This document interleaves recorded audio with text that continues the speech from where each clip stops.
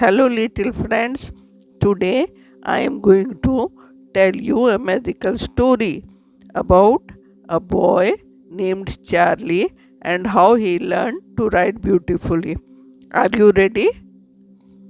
बच्चों, आज मैं आप लोगों को एक मैजिकल स्टोरी बताने जा रही हूँ जो एक लड़के पे आधारित है जिसका नाम है चार्ली और वह कैसे सुंदर लिखना सीखा। Are you ready? Let's begin. क्या आप सब इसके लिए तैयार हैं? चलिए शुरू करते हैं। Once upon a time in a small village there lived a boy named Charlie.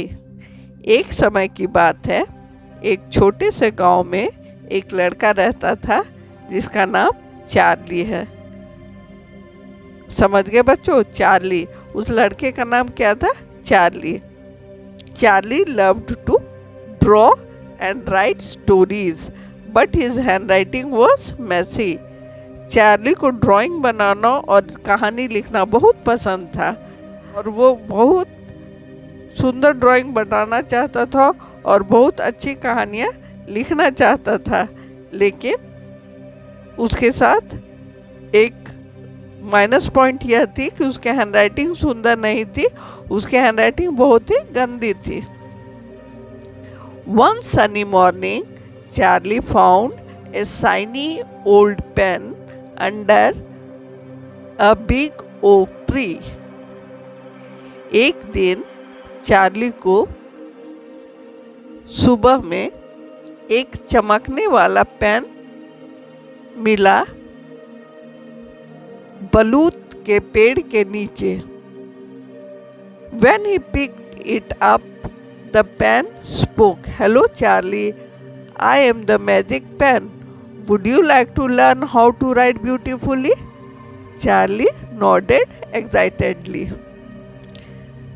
जैसे ही चार्ली उस पेन को छुआ, पेन से आवाज निकला।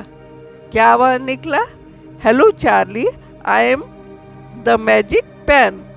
Would you like to learn how to write beautifully? उससे ये आवाज निकला कि चार्ली, मैं एक जादुई पेन हूँ और क्या आप सुंदर हैंडराइटिंग कैसे बनाते हैं ये सीखना चाहते हैं? Charlie nodded excitedly. चार्ली अपना सिर हिला दिया और कहा कि हाँ, मैं जानना चाहता हूँ। First said the magic pen, meet the patient panda. Panda never rushes. Magic pen उसे सबसे पहले एक धैर्यवान पैंडा से मिलाया। पैंडा कभी जल्दीबाजी नहीं करता, उसमें बहुत ही धीरज था, धैर्य था। वो कोई भी काम धीरे धीरे सोच समझ कर करता था। धीरे धीरे कोई भी काम कीजिएगा तो वो सुंदर होगा, इसलिए उसने सबसे पहले पैंडा से मिलाया और पैंडा के बारे में बताया। Panda never rushes. When you write be like panda, take your time with each letter, slow and steady makes your handwriting neat. और मैजिक पेन ने चार्ली से कहा कि जब आप लिखते हैं तो आप एकदम पैंडा की तरह लिखिए, आप अपना अनुसार समय लीजिए और ईच लेटर जो आप लिखते हैं, हर एक लेटर उस पर अपना टाइम लेकर के सुंदर से लिखिए, क्योंकि जो धीरे धीरे लिखता है और लगातार लिखता है उसका हैंडराइटिंग बहुत ही साफ होता है। The lesson from the patient panda is to take your time with each letter, write slowly and carefully. तो पेशेंट पैंडा से जो सीख मिली वो यह है कि लिखते समय हमें अपना टाइम लेना चाहिए और ईच लेटर पर भी समय दे करके लिखना चाहिए, धीरे धीरे लिखना चाहिए और केयरफुली लिखना चाहिए। Next continued the magic pen meet the careful cat. उसके बाद मैजिक पेन कहा कि एक केयरफुल बिल्ली से मिलिए, केयरफुल बिल्ली से। Cat always pays attention to details. Make sure your letters sit nicely on the lines, not too big, not too small, just right.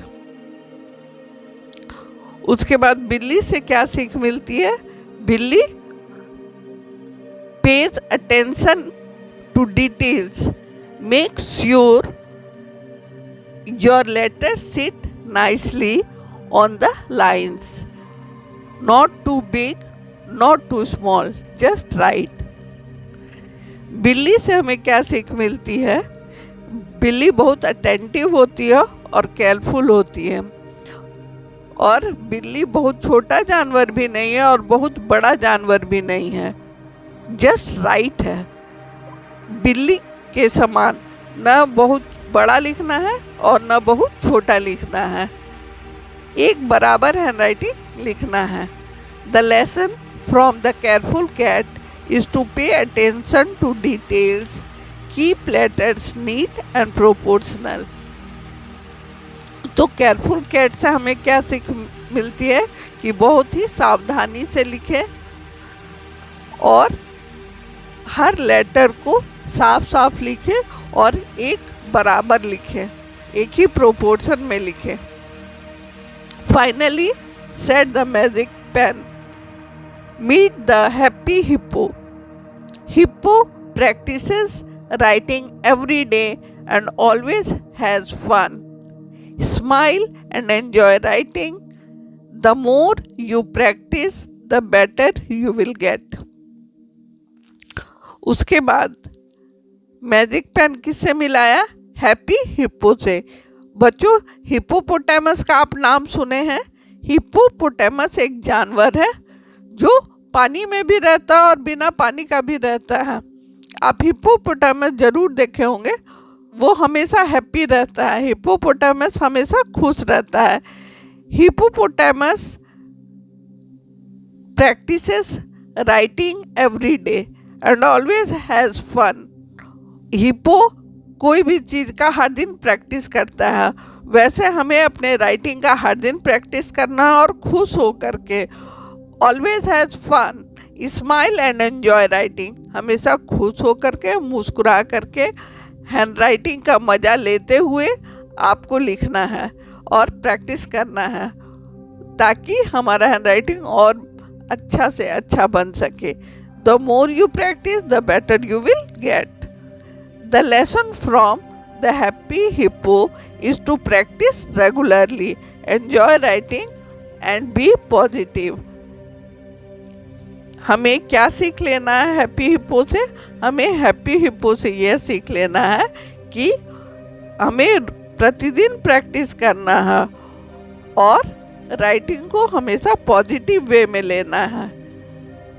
Enjoy writing and be positive, हमें हमेशा सकारात्मक सोचना है।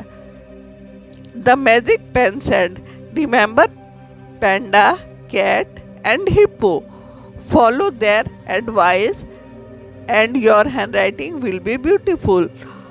तो मैजिक पेन ने क्या कहा? मैजिक पेन ने कहा कि ये तीन का याद रखना, पैंडा का, कैट का और हिप्पो का। पैंडा का क्या खासियत था? पैंडा पेशेंट। कैट का क्या खासियत था? केयरफुल। और हिप्पो का क्या खासियत था? Happy. Follow their advice and your hand writing will be beautiful. ये तीनों का एडवाइस आपको फॉलो करना है, उसके बाद आपकी हैंड राइटिंग बहुत ही ब्यूटीफुल हो जाएगी। चार्ली ये सुनकर के बहुत खुश हुआ। Charlie thanked the magic pen and practiced every day. Soon his handwriting became lovely and neat. He was very proud. Charlie magic pen को धन्यवाद दिया और हर दिन प्रैक्टिस करने लगा अपना हैंड राइटिंग, और बहुत ही जल्दी चार्ली का हैंड राइटिंग प्यारा और साफ सुथरा हो गया। उसके बाद चार्ली को अपने हैंड राइटिंग पर गर्व महसूस होने लगा। And so Charlie learn the secrets of good hand writing. Remember little friends, be patient, careful and happy when you right. Charlie good hand writing का सेक्रेट क्या है ये जान गया, और उसी तरह आप लोग भी छोटे बच्चे, प्यारे बच्चे, हमेशा पेशेंट रहिए, केयरफुल रहिए और हैप्पी रहिए जब आप लिखते हैं। ये 3 चीज़ धीरज से लिखिए, धैर्यवान बनिए, सावधानी से लिखिए और खुश होकर के लिखिए। You can have beautiful hand writing too. आपकी हैंड राइटिंग भी बहुत ही अच्छी हो जाएगी। Thank you for listening to Charlie story. Now let's practise writing with a smile.